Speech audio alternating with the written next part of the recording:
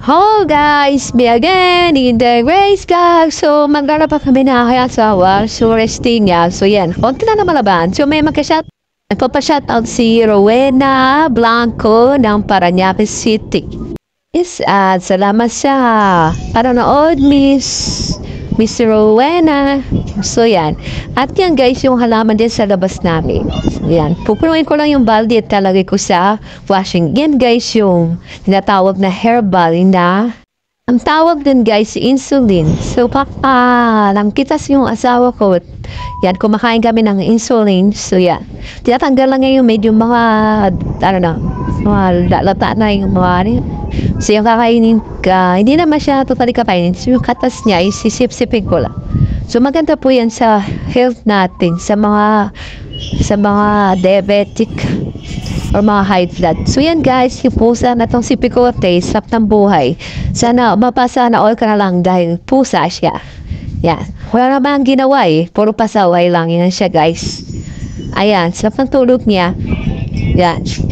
Makikita mo naman sa pusa pag welcome na welcome sila sa bahay.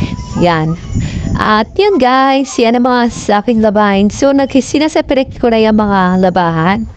Yan, mga hinihiwalay ko yan. At tinulungan ako ng asawa ko. So, siya na nagbabandaw. Ako na makasampay.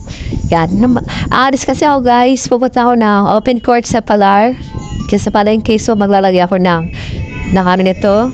Galing kay Miss Aunt Lutz. At yan. At pinapaano ko lang siya. Matuyo. So, naglalagay ako ng cream ng vitamin E. Yan. Maganda siya guys. At ito na guys yung barangay Southside sa Palar. Yan, kukuha kasi ako ng ticket. Yes guys, hindi natuloy yung kuha ng ticket ay biglang naulan yan. Pauwi na ako guys sa aming bahay. So, okay, magsawang manood. At salamat sa inyong panonood sa akin. At lagi po kayo mag-iingat. So, yan. At pauwi na rin ako. Nilalakad ko lang yan guys. Kasi malayo yung bahay namin. So, meron naman po tricycle tsaka pedicab. So, sayang na naman din yung 20 pesos. So, nakaya na lang pa uwi. Ayan guys, at along C5 road lang yan siya guys. Papunta lang Bacridley, Market, SM Aura. Yan, nilalakad nang din na namin yan. Pwede naman siya lakari. So, yun na. Yan.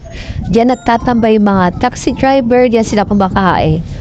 So, grabe yung lakas na ulan. Di natuloy yung aming kuha ng ticket. So, na-postpone dahil sa lakas na ulan. Bigyan ni Mayor ang handog pamasko. Yan. Yan, I love you mga bata. Naglalaro sa ulan. Aba nagbabike. Ayan. Makikita nyo naman guys yan. Nakaparata yung mga sasakyan dyan. Kasi kumakain sila dyan. Hindi ba napapahinga? Yan. Yan na naman kami banda sa may hayahay. So, sa may hayahay. Sa ini ha? Near ng hayahay. Ha? Yan.